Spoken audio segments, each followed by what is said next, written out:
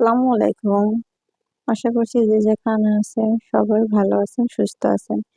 আজকে নতুন ভিডিও আমি একটা শুরু করলাম।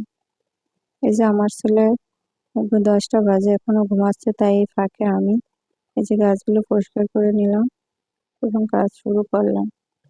এই যে তারপরে দারাজ থেকে আমি একটা প্লেট বাটি র‍্যাক অর্ডার করেছিলাম। সেটা ফোন দিয়েছিল তাই নিয়ে আসলাম। এই যে আপনাদের দেখিয়ে দিলাম।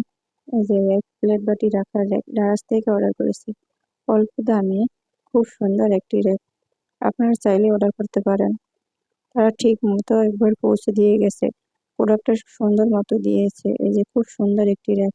রান্নাঘরে সাজিয়ে এই যে আপনাদের সাথে শেয়ার করলাম। এই যে খুব সুন্দর একটি র‍্যাক।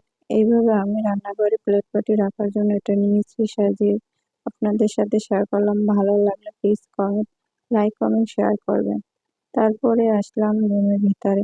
এই যে একটা ছোট র‍্যাক ছিল, তারপরে রেক্টেরিকে সুন্দর মতো এটার ভিতরে সবকিছু রাখলাম। তারপরে এটা আমি অনলাইন থেকে অর্ডার করেছি প্লেট বাটি রাখার র‍্যাক। এটা অনেক ময়লা পড়েছিল তাই এটা পরিষ্কার করে নিলাম, আপনাদের দেখিয়ে দিলাম। এটার ভিতরে আমি প্লেট বাটি রাখি। এটা আমি অনলাইন থেকে এনেছি। তারপরে রান্নাঘরে এসে যে গরুর গোশত এনেছিল আমার হাজবেন্ড, তাই এগুলো পরিষ্কার করে রান্না করবো তাই ধুয়ে নিলাম। তারপরে এনেছিল পাবদা মাছ, এগুলো পরিষ্কার করে নিলাম। পরিষ্কার করে এখন ফ্রিজে রাখবো, তাই এগুলো পরিষ্কার করে এগুলো আজকে আর রান্না করবো না। তারপরে অফ ক্যামেরায় আমি এই যে গরুর গোশতটা রান্না করলাম।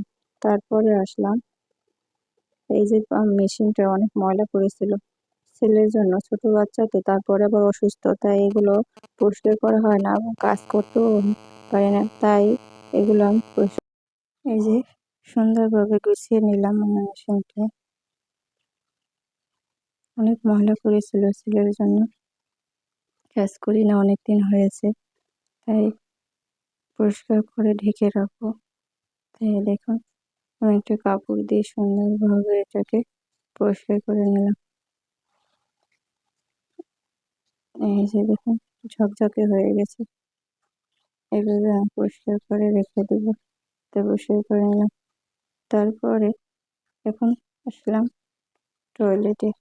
টয়লেটটা আমি যখন গোসল করেছি তখন পরিষ্কার করে নিলাম, সেটা আপনাদের সাথে শেয়ার করলাম না। অফ ক্যামেরায় আমি গোসল করার সময় এটা পরিষ্কার করেছিলাম। এই যে দেখুন আমার ছোট্ট একটা ভাড়া বাসার টয়লেট।